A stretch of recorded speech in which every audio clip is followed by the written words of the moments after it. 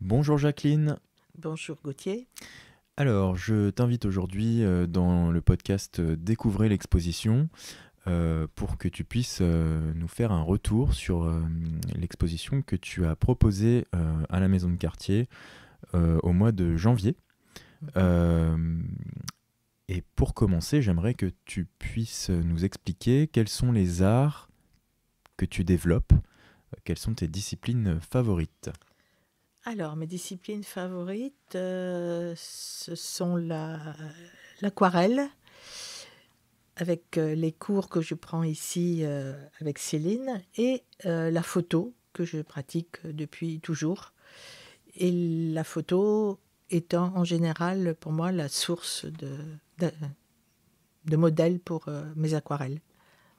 D'où est venu le goût pour la photo? Je ne sais pas. On m'a mis entre les mains à 12 ans un petit Instamatic. Et puis, mon papa faisait de la photo aussi. Pas particulièrement artistique, mais il prenait beaucoup de photos. Et donc, ça a été une évidence. Et puis, j'ai bien aimé ça.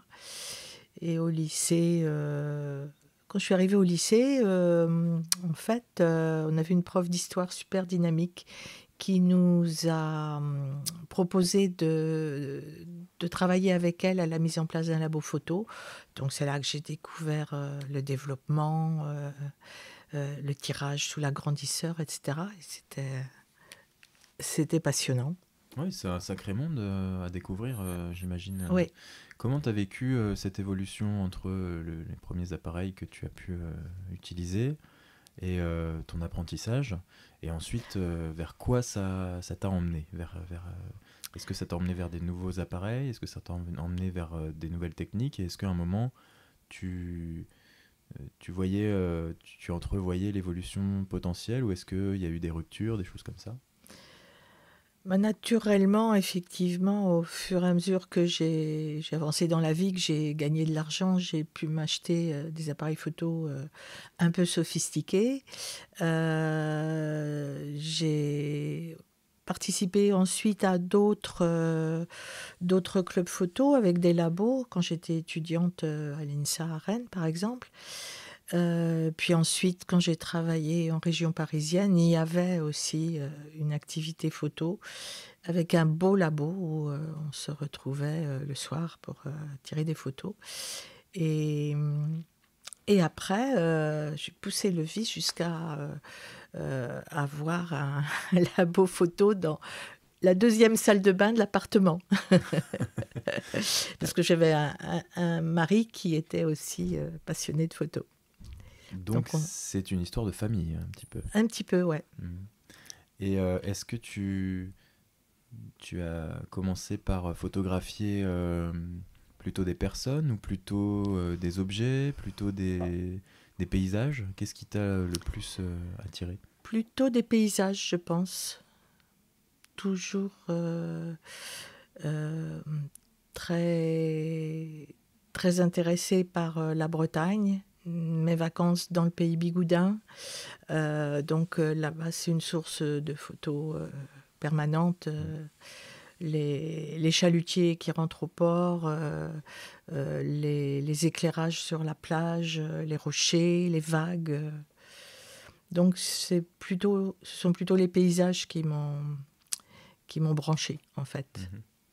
Et à quel moment tu es passé de la photographie euh, à la peinture? Alors bah, le dessin, j'en ai toujours fait aussi parce que mon papa faisait aussi de la peinture. Mhm.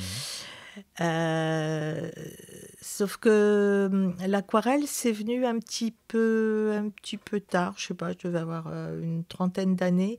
J'ai eu envie de creuser ça et puis peut-être de me démarquer de ce que faisait mon père, qui lui faisait de la peinture à l'huile. Et l'aquarelle, c'est quelque chose d'instantané en fait.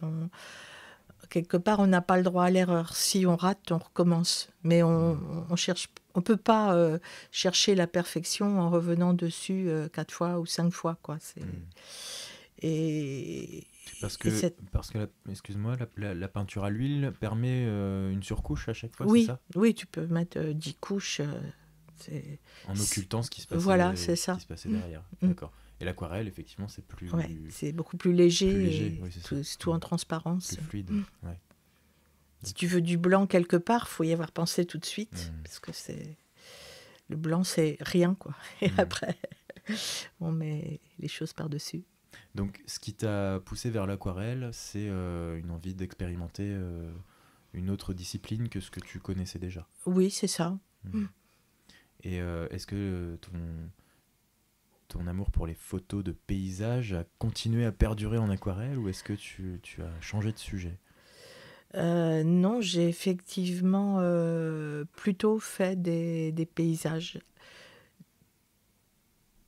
Oui, des paysages de mer, des arbres.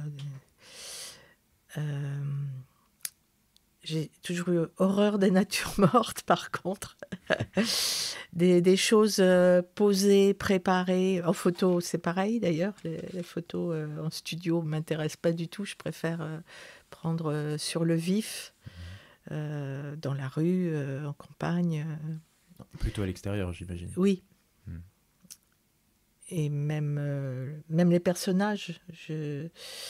J'adore aller voir des défilés de, de personnes en coiffe et en costume bigoudin en particulier, euh, qui, qui dansent, qui sont décontractés, plutôt que de les prendre avec une grosse lampe au-dessus. Hmm. Dans le mouvement. Voilà, ouais. Ouais. Dans le naturel. Dans le naturel. D'accord. Donc la dernière exposition que tu as faite,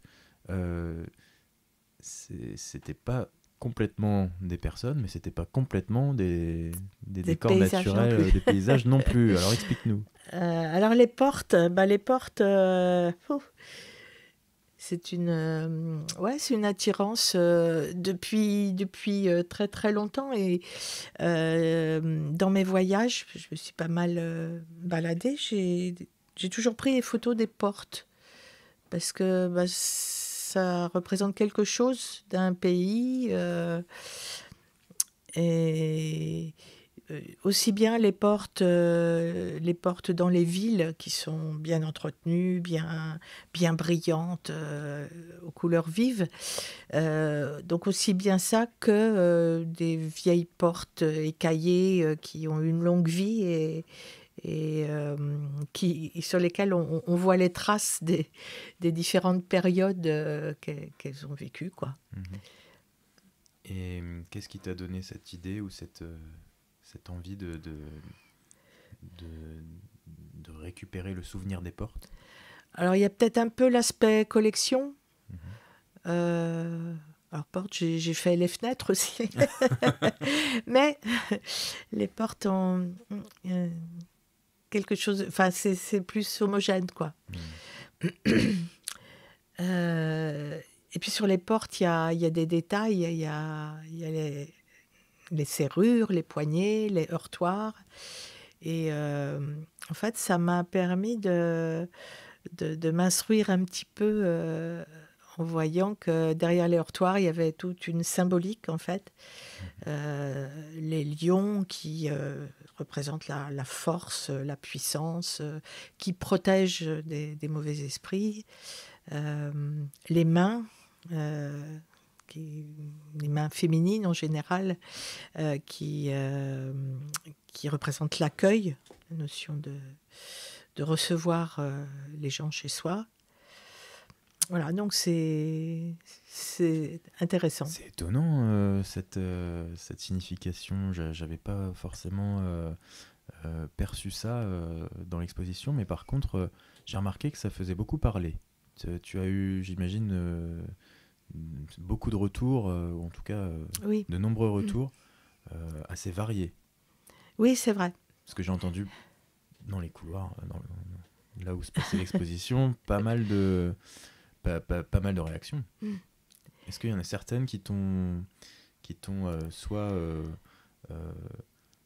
qui sont venus un petit peu, entre guillemets, compléter ton envie de découvrir de nouvelles portes? Ou est-ce qu'il y en a qui étaient un peu plus étonnés ou surprises?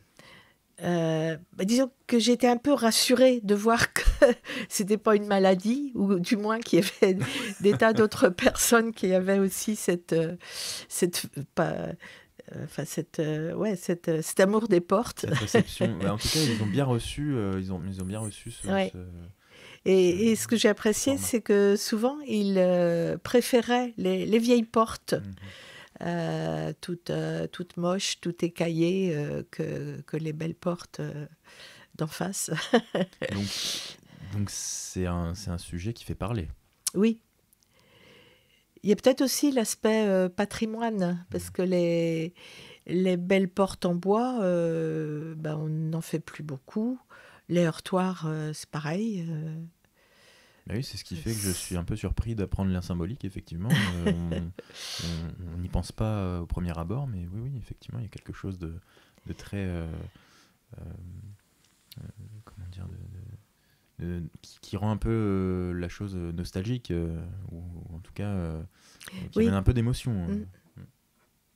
Oui, parce que maintenant, quand on veut remplacer la porte de sa maison, on a 9 chances sur 10 d'acheter une porte en PVC, parce que déjà, ça coûte beaucoup moins cher, et puis c'est ce qu'on trouve. Pour faire une porte en bois sur mesure, c'est compliqué. Est-ce que ça t'a demandé beaucoup de voyages? Alors, c'est plutôt que naturellement, j'ai fait pas mal de voyages, à la fois pour mes loisirs et puis aussi un petit peu par mon travail. Mais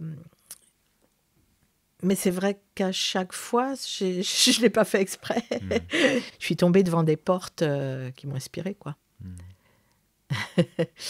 Qu'est-ce qui t'inspire au premier abord? Est-ce que c'est l'impression de la maison, de la façade, ou est-ce que c'est vraiment la porte qui te... Ah ben c'est la porte, parce qu'une belle maison qui a une porte moche, aucun intérêt. D'accord. Donc tu restes sur un cadre quand même très spécifique. Oui, ça veut dire que c'est quand même des maisons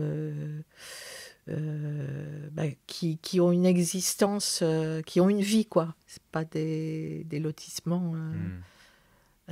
Mais jamais tu as trouvé que la façade complète, tu as pris un peu de recul et puis Si, tu oui, t'es bien dit, sûr. tiens, y a un bel équilibre entre soit les couleurs, soit les matières.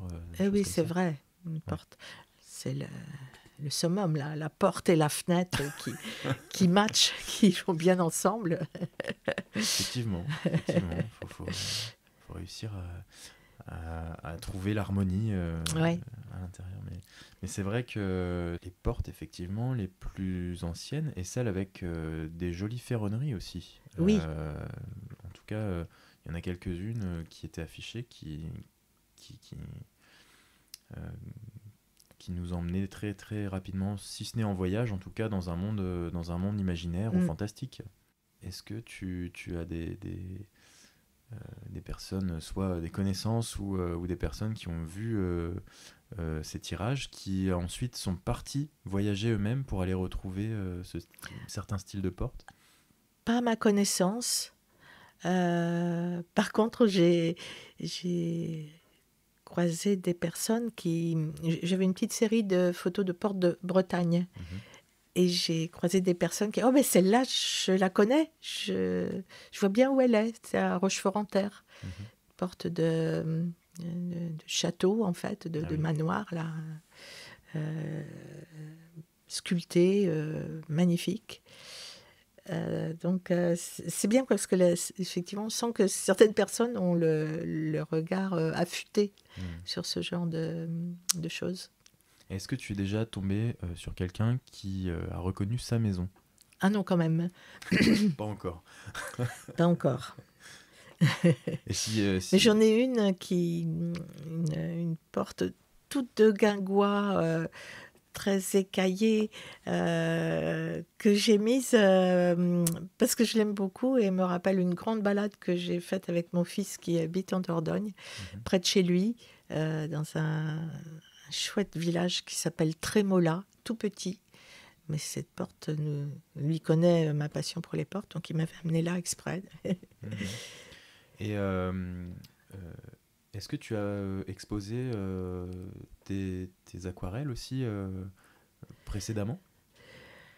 Alors, pas ici, mais à Pamar, au pays Bigoudin, où en fait je suis partie d'une association, Passion Bigoudaine, et tous les mois de juillet, on organise une expo dans une chapelle près du vieux phare, près du phare d'Eckmühl. Et j'y ai exposé des photos certaines années. L'année dernière, ce n'était que des aquarelles.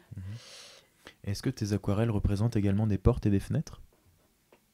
Certaines, mais là, c'était plutôt des paysages.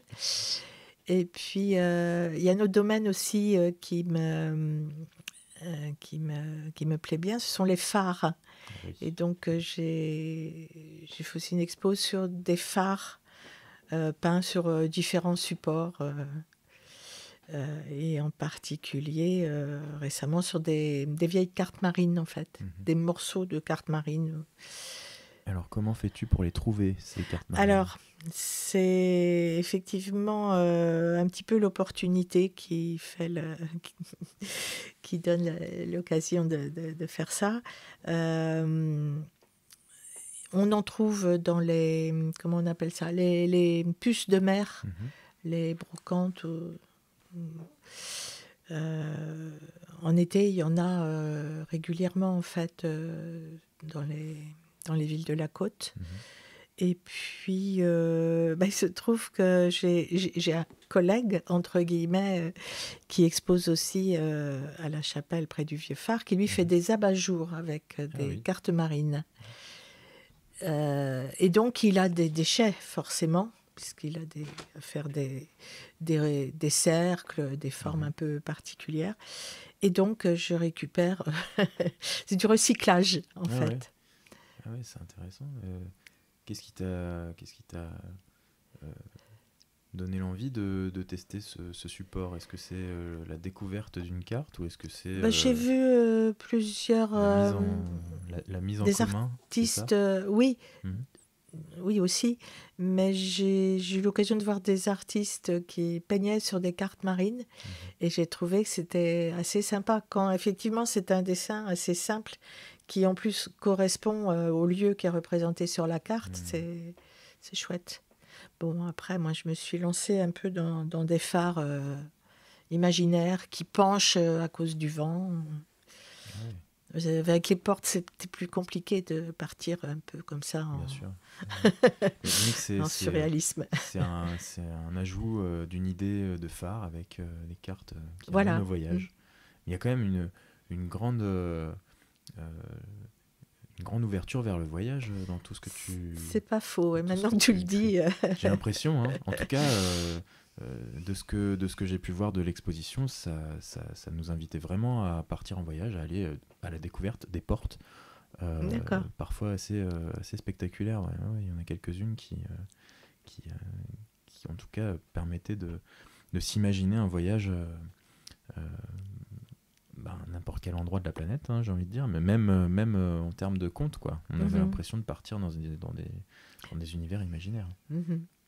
Oui, c'est vrai qu'il y a toujours un certain mystère avec une porte. Qu'est-ce qu'il y a derrière qui habite là Est-ce que tu as parfois rencontré des habitants qui habitaient dans les maisons que tu as pris en photo? Oui. Et est-ce qu'ils ont trouvé ça original ou au contraire inquiétant? En général, ils étaient assez flattés. Ah d'accord. Justement, que je leur demande, est-ce que c'est possible de fermer la porte pour que je la prenne en entier? Parce que souvent, tu as dû demander une petite mise en scène quand même pour avoir les portes sous le meilleur angle ou sous la meilleure lumière. Oui, peut-être. c'est arrivé, effectivement. Ouais. Est-ce que tu t'es retrouvé face à une porte et tu t'es dit le temps n'est peut-être pas le bon, je reviendrai un jour un jour avec plus d'éclairage ou plus Ah de... oui, oui. Tu Ah oui, travailles... oui. Comment tu travailles ce rapport à la lumière Ah ben, j'essaye effectivement de privilégier les jours où il y a du soleil et les portes dans des endroits où je suis pour un certain temps. Je repère comment elles sont orientées pour revenir soit le matin, soit l'après-midi pour avoir de l'ombre et du soleil, quoi, qui donne beaucoup plus de relief. Donc déjà, à la prise de vue, il y a quand même un certain travail Oui, oui, oui. de composition, Ah oui, même oui. si c'est pas complètement mis en scène. Euh, et j'ai entendu une autre remarque de différentes personnes qui découvraient l'exposition, qui exprimaient le fait que c'était très cadré et très... comment dire, qu'il y avait une belle finition en fait des photos. Alors explique-nous, est-ce que tu apportes un travail complémentaire ou en tout cas une attention supplémentaire sur le tirage ou le traitement photo après la prise de vue? Les deux. Et de quelle manière? En général, je retraite sur les aspects composition, cadrage, pour que ce soit bien droit. J'ai horreur des portes dont la perspective fait que le haut est plus petit que le bas, ou encore pire l'inverse. Et puis, souvent, rajouter un petit peu de saturation des couleurs pour que ce soit plus vivant. Et après, quand ça s'est fait, là, en l'occurrence, j'ai fait les tirages au club photo de Champy, dont je suis membre.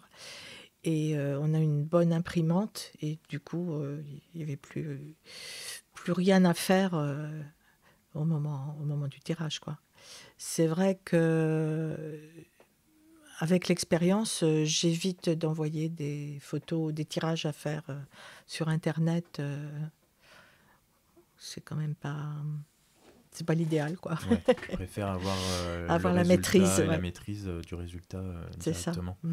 Et en termes de mise en scène ou d'affichage, est-ce que tu t'es fixé sur un format spécifique ou est-ce que parfois tu varies les différents formats d'affichage? Alors pour les portes, là, j'ai trouvé que c'était agréable de voir les portes dans un format assez grand, donc 30-45, et puis de mettre les détails, les heurtoirs, les poignées, etc., en 20-30, donc plus petit. Mais ça donne une certaine harmonie, quoi, d'avoir les mêmes proportions pour l'ensemble. Sinon, j'aime bien aussi faire des photos très allongées, que ce soit sur le plan horizontal ou vertical. Enfin, je suis pas une fanatique du 30-45 à tout prix, ce qui après pose des vrais problèmes pour encadrer. Mais bon. Ouais. Mais ça rejoint quand même l'idée des phares qui Oui, sont c'est pour ça que en termes d'affichage, j'imagine. Mais c'est pour ça que les vieilles planches récupérées sur la grève sont bien pour faire des phares verticaux. Oui, effectivement. Ouais, tout à fait. Est-ce qu'on peut découvrir ton travail ailleurs qu'en exposition? Est-ce que tu le diffuses d'une autre manière? Alors, j'ai un compte Flickr sur lequel je mets mes photos et aussi mes aquarelles ou mes peintures de phare à chaque fois que j'ai des expositions. D'accord, très bien. Donc, il faut me demander à ce moment-là si quelqu'un est intéressé. On peut te contacter. Me contacter. Je donne l'adresse de mon site. Ok, parfait, très bien. Dernière chose, je te laisse la parole pour exprimer un peu qu'est-ce que tu as tiré de cette exposition. Est-ce que ça te permet maintenant de peut-être démarrer un nouveau format ou un nouveau sujet, ou est-ce que tu as d'autres projets d'exposition par la suite? Dans les médias, non, j'ai pas d'autres projets précis. Hem, mais j'ai été très contente de faire cette expo et d'avoir autant de monde qui m'a retourné, un avis, comment dire? De contentement quoi, heureux d'avoir vu ces photos. Heu ouais, je craignais quelque part que ça n'intéresse personne quoi, au contraire, et ça m'a permis aussi, comme j'ai arrosé assez largement, mon réseau personnel, heu, en annonçant, cette expo, ça m'a permis de revoir des gens à qui j'ai donné rendez-vous ici et c'était très agréable de leur faire visiter l'expo, et éventuellement même de se rappeler des souvenirs, d'endroits, où on a pu aller ensemble. Eh bien, merci Jacqueline pour ce retour sur ton exposition Les Portes de Jacqueline, euh, qui est une exposition qui effectivement nous a amené à partir en voyage, que ce soit en regardant les photos directement ou alors en donnant l'envie d'aller découvrir ces portes à l'autre bout du monde. Un grand merci et à très bientôt pour d'autres œuvres et d'autres expositions. C'était un plaisir. Merci.